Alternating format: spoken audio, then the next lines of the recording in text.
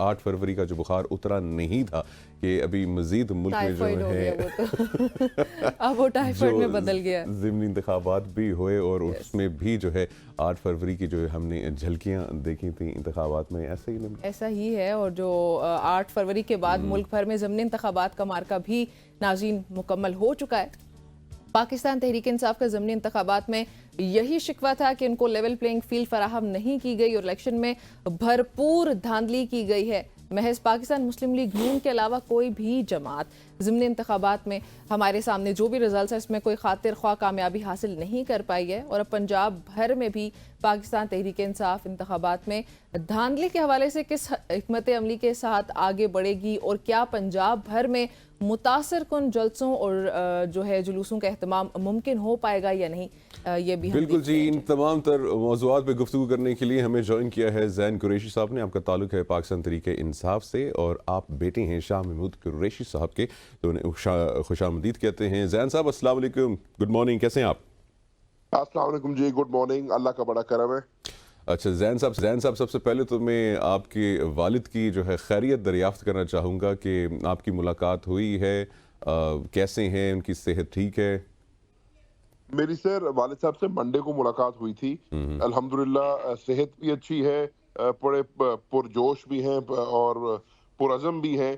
और इंशाल्लाह जैसे कि आपके इल्म में है, हमारा साइफर केस जो है अपनी आखिरी मराहिल में है।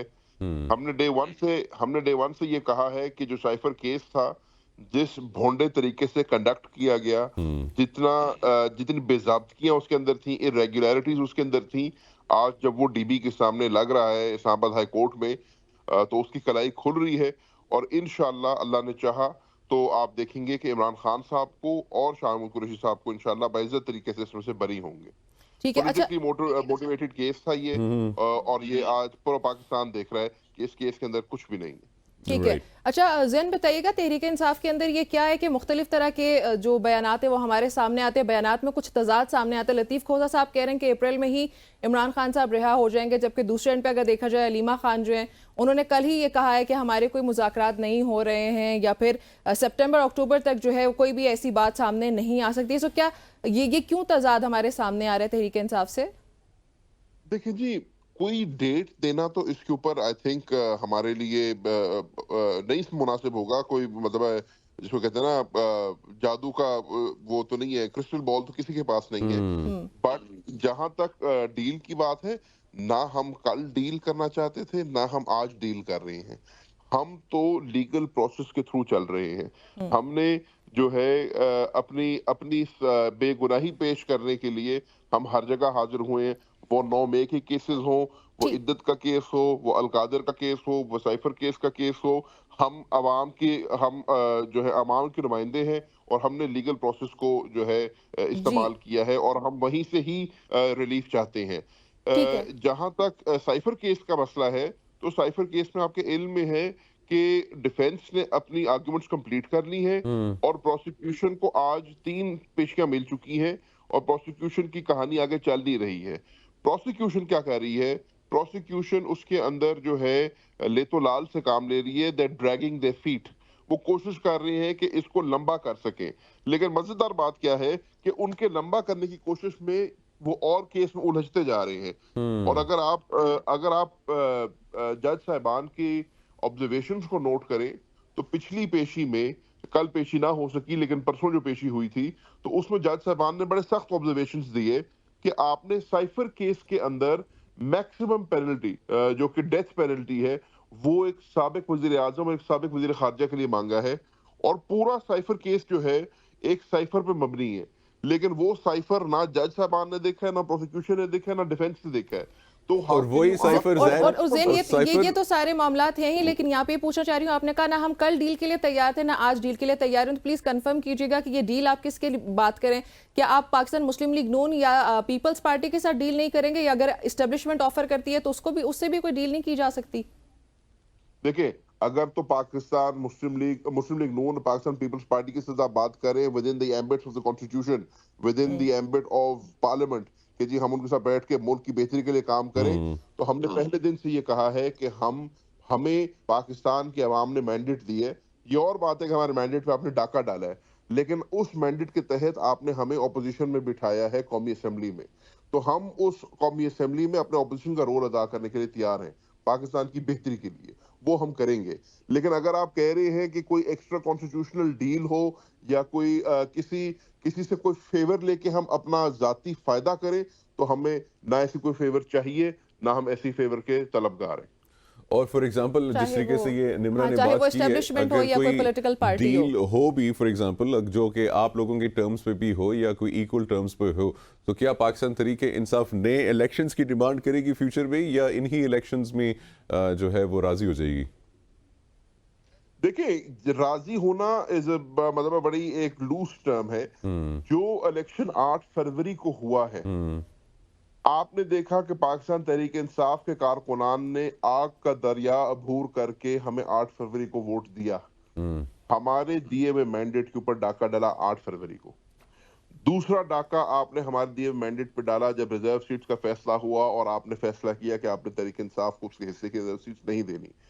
तीसरा डाका आपने हमारे मैंडेट पे डाला है 21 तारीख को, जिस तरीके से मतलब अगर आप उसको कहना चाहें कि इलेक्शन हुआ है मुल्क में तो मैं आपकी बात मान लूंगा, लेकिन मेरे समझ में 21 तारीख को इलेक्शन नहीं हुआ।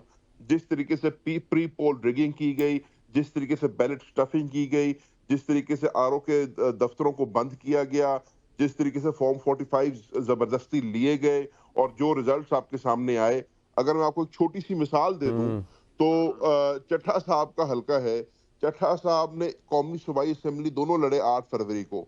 कौमी असेंबली वो 60,000 की लीड से जीते, सूबाई असेंबली वो 38,000 की लीड से जीते और उस सूरत हाल में जीते जहां वो खुद मौजूद नहीं थे, जहां पे हमारे वर्कर को बाहर निकलने की इजाजत नहीं थी, जहां पे कैंपेन हमने नहीं की।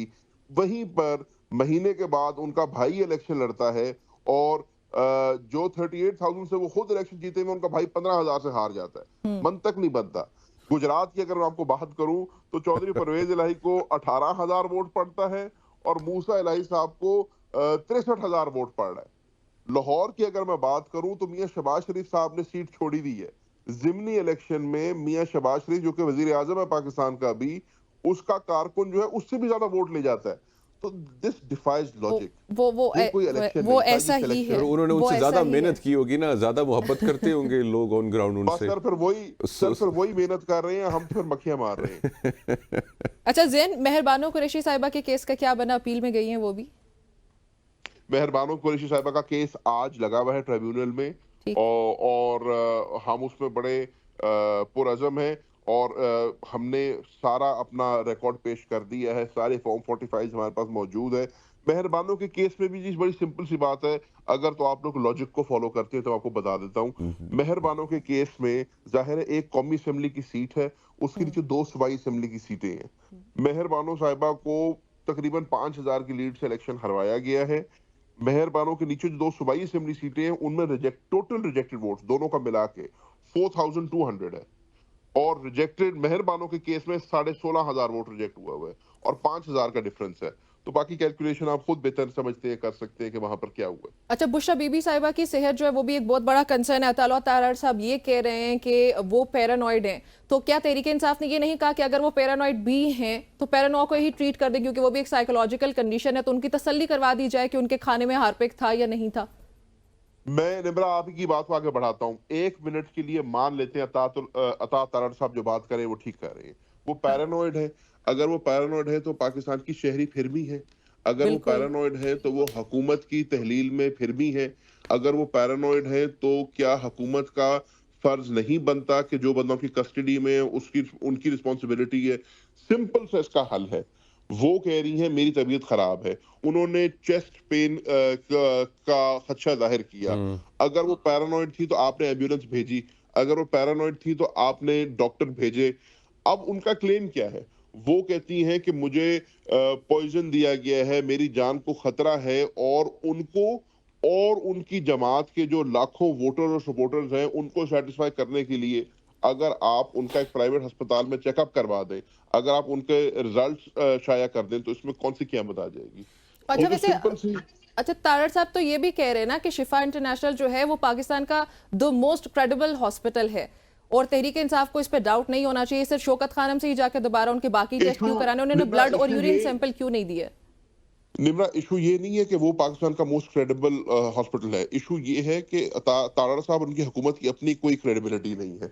इस मुल्क के अंदर हाल ये है कि एक वजीर आजम को रिलीफ देने के लिए एक पैनल बनता है जो उनका प्लेटलेट काउंट गिरा देता है, और पता चलता है कि जी अगर मियां साहब आज पाकिस्तान से बाहर ना गए तो खुदा ना खास्ता हो सकता है वो सारी रात भी सर्वाइव नहीं करेंगे। वो लंदन की आबो हवा उनको लगती जाती है, उनके प्लेटलेट्स भी पूरे हो जाते हैं। इस मुल्क का हाल ये है कि चीफ जस्टिस ऑफ पाकिस्तान अस्पताल में जाता है, वहां से एक बोतल खुद रिकवर करता है, लैब टेस्टिंग के लिए देता है, और पता चलता है कि उस बोतल में से जैतून का तेल निकलता है। तो this is the credibility, this is the credibility. ज़ेन इसलिए तहरीक इंसाफ जो है वो शौकत खानम में ही जाना चाह रही है, वो कहीं और से एक्सेप्ट नहीं करेगी। मैं आपको इसका भी हाल दे देता हूँ। फर्ज करें कि तहरीक इंसाफ कहती है कि हमें शौकत खानम पे भरोसा है। आपने उनका जो भी ब्लड वर्क लेना है, आप एक सैंपल शौकत खानम में भेज दें, एक सैंपल अपनी मर्जी के किसी भी अस्पताल में भेज दें, और दोनों के रिजल्ट को कंपेयर कर लें। ये कौन सी रॉकेट साइंस है? ये तो मंतकी सी बात है ना। आप और मैं अगर ब्लड टेस्ट कराने जाते हैं, हम भी अपनी मर्जी के ही लैब में जाते हैं जहाँ पे हमें भरोसा होता है। आप ऐसे कर लें, एक टेस्ट आप उनकी मर्जी की लैब में भेज दें, एक टेस्ट आप अपनी मर्जी के लैब में भेज दें, रिजल्ट असूलन तौर पे दोनों के एक ही आने चाहिए। तो इसमें कौन सी बड़ी बात है? आने तो एक ही चाहिए, लेकिन पाकिस्तान के अंदर रिजल्ट्स जो है वो आपको पता है, और लेट भी हो जाते हैं जो है रिजल्ट्स वो बस हो जाते हैं, तब्दील हो जाते हैं। बहरहाल, अच्छा ज़ैन साहब, मैं तो आपकी बात से एग्री करते हुए आपको उसका हल दे रहा हूँ कि वही जो है आप 2 लैब में भेज देना, 3 में भेज दें, 4 में भेज दें। मैंने भी ये कहा ना कि अगर कमी नहीं है। Even if she is paranoid तो वो भी एक साइकोलॉजिकल कंडीशन है, पता लग तो जाएगा उनकी ना। सेटिस्फेक्शन करवा दें, आप करवाएं, उनका इलाज करवाएं बल्कि साइकोलॉजिकल अगर तो कंडीशन ये पॉजिटिव She आ जाता है has- तो इट्स मैं अर्ज इन करूँ, their benefit. She has every right to be paranoid. उनके आपने बाथरूम के अंदर कैमरे लगाए हुए हैं, Oh God. उनको आपने जिस किस्म की ट्रीटमेंट दी है, जिस किस्म की साइकोलॉजिकल प्रेशर से गुजार रहे हैं, तो उनका तो पैरानोया बनता है। आपके पास क्या एक्सक्यूज है? आप हुकूमत वक्त हैं, आपके पास हर किस्म की ताकत मौजूद है। आप एक शहरी है पाकिस्तान का, एक साबिक खातून अव्वल है पाकिस्तान की, एक फॉर्मर प्राइम मिनिस्टर की बीवी है। अगर वो कह रही है, आप रात को 12 बजे एम्बुलेंस भी भेज रहे हैं, डॉक्टर भी भेज रहे हैं, तो वो अंग्रेजी में कहते हैं ना, नो स्मोक विदाउट फायर। अगर ऐसा है तो आप इस केस को क्यों लंबा कर रहे हैं? अगर बुशरा बीबी ने कहा कि जी मुझे मेरी तबीयत खराब हो रही है, तो आप उनका टेस्ट करा दें। आपने तो पहले भी टेस्ट डिले कर दिया, 2 माह तक तो आपने उनका टेस्ट नहीं कराया। कोशिश आपकी ये थी कि अगर हमने कोई चीज दी भी है तो सिस्टम से फ्लश आउट हो जाए, उसके बाद हम टेस्ट करा कर कहें कि जी कोई मसला नहीं है। जब वो रिजल्ट आए तो पता चला कि एसोफेगस उनकी में इन्फ्लेमेशन थी, मैदे में उनकी इन्फ्लेमेशन थी। तो हमारे पास रीजन टू बी पैरानॉइड है। उसका तरीकाकार ये है कि आप उनके टेस्ट कराएं और दूध का दूध पानी का पानी हो जाएगा। अच्छा ज़ैन साहब, ये अभी बताएं इसका आगे का क्या फ्यूचर है पाकिस्तान तरीके इंसाफ का? हम एक ओवरऑल देखते हैं कि एक मोटिवेशन जो है वो नहीं है, वो स्ट्रेंथ नज़र नहीं आती है, और वो क्या वजह है और इसको ओवरकम कैसे करेगी पाकिस्तान तरीके इंसाफ? अच्छा सर, मैं माज़िद से एग्री नहीं करता। मोटिवेशन बहुत ज्यादा है, स्ट्रेंथ बहुत ज्यादा है। हमारा इशू सिर्फ ये है, हम कोई ऐसा कदम नहीं उठाना चाहते जिससे कल को तोपों का रुख फिर हमारी तरफ हो जाए, जिससे कल को 9 मई जैसा एक फॉल्स फ्लैग ऑपरेशन दूसरा शुरू हो जाए। हमें आप तो कह रहे हैं ना कि जी एजुटेशन करें, बाहर निकल आए, बाहर निकल आए। बाहर निकल आना हमारे लिए सबसे आसान है। एक कॉल के ऊपर लाखों बंदा बाहर निकल आएगा, लेकिन जब वो बंदा बाहर निकल आएगा तो फिर उसकी जिम्मेवारी कौन लेगा? इसलिए हमने प्रोसेस शुरू किया है जलसों का। हम अपने एहतजाज को पुरअमन रखना चाहते हैं, हम अपने एहतजाज को आइन और कानून के दायरे के अंदर रखना चाहते हैं। आपने देखा, हमने 6 मई को कराची में जलसा अनाउंस किया है। कराची के जलसे का हाल ये है कि सिंध हाई कोर्ट के ऑर्डर के बावजूद हमें कराची में जलसा करने की इजाजत नहीं दी जा रही। उसी वेन्यू के ऊपर जब JUI जलसा मांगती है तो JUI को जलसा मिल जाता है, उनको जलसा मिल जाता है। तो किस चीज का डर है आपको? अगर आप कहते हो कि जी पॉपुलैरिटी नहीं है PTI की, अगर आप कहते हो कि वो जज्बा नहीं है, लोग हम गया है, तो हमें जलसा करने दो, हमें इजाजत दे दो, हम अपनी शो ऑफ स्ट्रेंथ कर देंगे, हम आपको बता देंगे कितना जज्बा है हमारे में या कितने बंदे हमारे साथ हैं। वो नहीं करने दिया जा रहा। इसी तरीके से हमने पंजाब में भी अपने जलसों का प्रोसेस शुरू कर दिया है। हमने पहला जलसा फैसलाबाद में अनाउंस कर दिया है। इंशाल्लाह हम आज या कल में उसकी भी डेट दे देंगे। तो जैन, और ये वाले जो प्रोसेस फिर जलसे ऐसे अभी चलेगा। अनाउंस किए, ये ज़िमनी इंतखाबात में क्यों इस तरीके से अनाउंस नहीं किए गए और कैंपेन्स क्यों रन नहीं किएंगी? मैं ये भी पूछना चाह रही हूँ आपसे कि व्हाट डू यू थिंक कि ज़िमनी इंतखाबात में तहरीक इंसाफ की जो नाकामी है उसकी वजह क्या थी? दो वजूहात हो सकती हैं जो मुझे लगता है। एक ये कि वोटर शायद बहुत ज्यादा डिसअपॉइंटेड था 8 फरवरी के बाद, तो क्या ये वजह ज्यादा क्रेडिबल लग रही है आपको, या फिर ये कि तहरीक इंसाफ ने कैंपेन्स ही उस तरीके से रन नहीं की जिस तरीके से करनी चाहिए, खासतौर पर पंजाब में?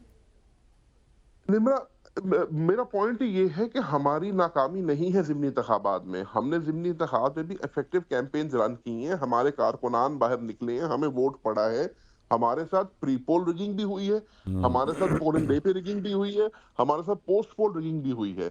आप भूल जाते हैं कि ज़िमनी इंतखाबात के अंदर जो फसाइयत का माहौल बना दिया गया था, जिस तरीके से हमारे वर्कर के ऊपर, हमारे कैंडिडेट के ऊपर क्रैकडाउन्स किए गए हैं। मैं फिर आपको चट्ठा साहब की एग्जांपल दे दूं, तो आपने टीवी पे देखा कि पोलिंग डे से 3 दिन पहले चट्ठा साहब के घर के बाहर पुलिस की वैनें खड़ी थी। 4 दिन उनका घर सील रहा है। उनके वालिद, उनकी कमसन बेटी घर के अंदर मौजूद है, घर सील रहा है। पोलिंग डे के ऊपर 7,500 पुलिस वाले की नफरी लगाई गई है उनके हलके के अंदर।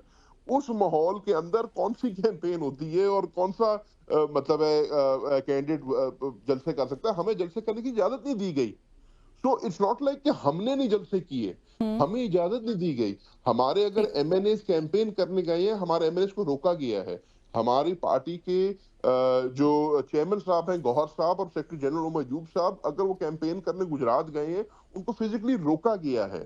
तो इट्स नॉट लाइक कि हमने कैंपेन करना नहीं चाहा, हमें कैंपेन करने की इजाजत नहीं दी गई। और वहां पर वही वाली बात है, अगर फिर हम रेजिस्टेंस ज्यादा करते, वहां पर कोई किसी किस्म का ऐसा इंसिडेंट होता, तो कहा जाता कि जी पाकिस्तान तहरीक इंसाफ जो है ये तो फिर जलाओ घिराओ कर रही है, बुरा कर रही है। तो हमने आइन और कानून के अंदर रह के भी चलना है, और हमने अपना जो खोया हुआ मैंडेट है उसके लिए आवाज भी बुलंद करनी है। अच्छा जैन, ये कुछ पॉजिटिव स्टेटमेंट्स भी आ रही हैं नून लीग की तरफ से। राना सनाउल्लाह की अगर मैं बात करूं, जैसे उन्होंने कहा कि जी हमने ये एक्सपेक्ट नहीं किया था कि इमरान खान इतना रेजिस्ट जो है वो कर जाएगा। सबसे पहले तो मैं चाहूँगा इसके ऊपर कमेंट करें, और दूसरा राना सनाउल्लाह ही की स्टेटमेंट है कि अगर बातचीत करना चाहें तो खान साहब की जो है रिहाई मुमकिन है। तो पहली बात तो, अगर किसी ने ये एक्सपेक्ट नहीं किया था कि खान साहब रेजिस्ट करेंगे, जब उनके साथ ज्यादती होगी, जब उनकी पार्टी के ऊपर कोई सदोकोप किया जाएगा और जब उनको उनकी मर्जी के खिलाफ उनसे कोई फैसला लिया जाएगा, तो इसके ऊपर मैं सिर्फ इतना कहूंगा, वो बंदा फिर इमरान खान को जानता नहीं है। क्योंकि इमरान खान, वो बड़ी मशहूर उनकी अपनी सेइंग है कि जो a corner tiger is at its best when he is cornered. तो इमरान खान तो is the epitome of a corner tiger. Imran Khan को अगर आप दीवार से लगाएंगे तो इमरान खान उतना ही आपके ऊपर वापस वार करेगा। दूसरी बात है, अगर आप बात करते हैं रिकंसिलिएशन की, अगर आप बात करते हैं मफाहमत की, अगर आप कहते हैं कि हम वाकई ही सीरियस हैं इसके बारे में और इस सिस्टम को आगे चलाना चाहते हैं, तो इस पे कोई दो राय नहीं है कि इमरान खान की जात के बगैर रिकंसिलिएशन नहीं हो सकती। आपने इमरान खान साहब को, शाह महमूद कुरैशी साहब को, परवेज इलाही साहब को और हजारों असीरान पाकिस्तान तहरीक इंसाफ के जो आज कैद में बंद है, उनको पॉलिटिकली मोटिवेटेड केसेस में बंद किया हुआ है। उनको रिहा करें, उनको वापस अपने घरों को आने दें, उनको अपनी पार्टी की जिम्मेदारियां संभालने दें, और आपकी इस मुल्क में रिकंसिलिएशन हो जाएगी। ठीक है। अच्छा जैन, जो हम स्टार्ट में बात कर रहे थे कि मुख्तलिफ रहनुमा जो है तहरीक इंसाफ के मुख्तलिफ बयानात दे रहे हैं कि मुज़ाकरात हो रहे हैं, कोई कहता है नहीं हो रहे। इमरान खान साहब से आपकी कोई मुलाकात हुई है या आपके पास क्या डिटेल्स हैं, वो क्या कह रहे हैं? वैसे तो उन्होंने यही कहा कि कोई मुज़ाकरात नहीं हुए, बट इसमें कितनी सदाकत है कि कोई मुज़ाकरात नहीं हो रहे या नहीं होने जा रहे? मेरी जी इमरान खान साहब से अभी तक तो मुलाकात नहीं हुई है। एक्सपेक्टेड है कि कल शायद मुलाकात हो, क्योंकि हर थर्सडे को हमारी मीटिंग्स होती हैं। बट मेरी इतला के मुताबिक खान साहब का इसके ऊपर जो प्रिंसिपल है वो बड़ा सिंपल है कि जब तक हमारे खोए हुए मैंडेट को नहीं लुटाया जाएगा, जब तक हमारे असीरान को नहीं छुड़ाया जाएगा, जब तक हमारी पार्टी की लीडरशिप, वो खवातीन हैं, वो नौजवान हैं, वो हमारे लीडर्स हैं, उनको जब तक बाहर नहीं निकाला जाएगा, किसी किस्म की खातिर खा गुफ्तगू इस पे नहीं हो सकती। हमें पाकिस्तान की आवाम ने वोट दिया था, हमें उन्होंने मुंतखब किया था, हमारे मैंडेट पे एक डाका डला है। एक दफा नहीं, मैंने आपको पहले गिनवा दिया, 3 दफा डाका डला है। तो जब तक हमारा वो मैंडेट रिस्टोर नहीं होता, हमारे लिए किसी से भी कोई गुफ्तगू करना नामुमकिन सी बात है। राइट ठीक है, जैन चलिए, कुरैशी, thank you so बहुत very बहुत much, शुक्रिया जैन। हमें ज्वाइन करने के लिए। और ख़वातीन वज़ीर अपडेट्स हैं कुछ पाकिस्तान तरीके इंसाफ की। और खान साहब इतना रजिस्ट करेंगे हमने सोचा नहीं था। और राना तहरीक सनाउल्लाह इंसाफ का साहब स्टैंड क्या कहना है? बिल्कुल जैसे जैन ने भी बताया वो खुल के सामने आ चुका है कि तहरीक इंसाफ तब तक कोई डील या कोई किसी इस तरह की चीज में नहीं जा सकती है जब तक अवाम का मैंडेट उनको वापस नहीं कर दिया जाता।